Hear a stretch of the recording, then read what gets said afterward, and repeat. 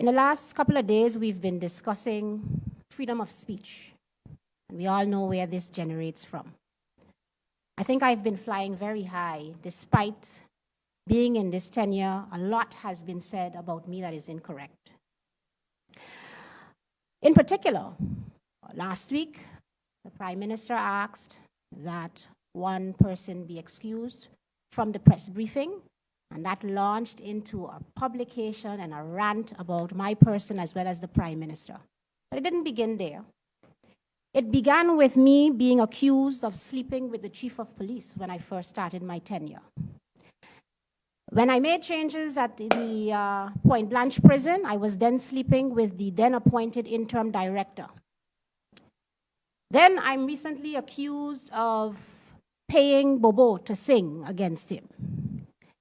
Then I'm accused of separating families. Now I'm accused of taking money as a bribe to give residence permits. I'm accused that when the courts made the decision that the persons needed to be released from the holding facility due to the processing not being done correctly, it was posted that I'm rushing people to the airport. There is a clear distinction between freedom of speech and the deliberate act of defamation of character. And what is unfolding before us is defamation of character. It is the deliberate and malicious intent to slaughter one's image and name and good honor. And what saddens me even more is that there is this uprise that supports it. When our children act out, we call them rude. But do we pay attention to how adults conduct themselves? Children are mimicking that. So yes, we want our children to be able to have the freedom to express themselves. But when you have persons that are using their platforms to deliberately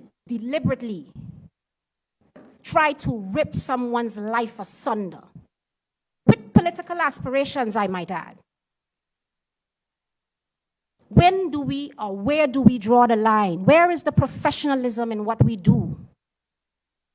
This minister hasn't made any laws. I'm enforcing them, but our problem has been, and I've said this several times, due to our lack of enforcement, persons have gotten accustomed to St. Maarten not running the way she should. And as Minister of Justice, I have come with a new approach. I don't expect it to necessarily stop, but I ain't stopping neither.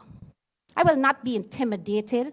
I will not be made to feel like as though I cannot do my job as I am hired to do, because there are persons in our community who feel like they run things. Yeah? I'm accused of using Mr. Dahl, who, by the way, I listened to the video in the company of several persons, and some of them were police officers myself. You know why I chose to listen to it with police officers? Because the Ministry of Justice is finally getting the level of attention it deserved. It hadn't gotten in many years. Function book was done after 11 years. And then it is stated that I'm using Mr. Dahl to create positions for family members. How? Let's pick sense out of nonsense. Right? Okay. So I sat and I listened to the video. Nowhere in there does he say anything about calling St. Maarten people dummies, dodos, or of the likes. What he said was, since 10-10-10, we haven't made the progress we should. Where is the lie? That is why we're focused on the ministry.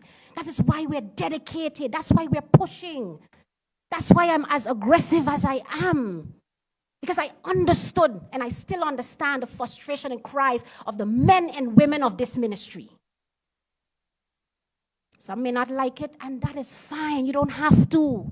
What has to get done has to get done. Yeah? Recently, we also heard a quote, and it resonated so deeply with me, and I'll close with it. At your highest, be careful. That's when the devil comes for you. Denzel Washington. Ladies and gentlemen, members of the media, I'm here for your questions. Thank you very much.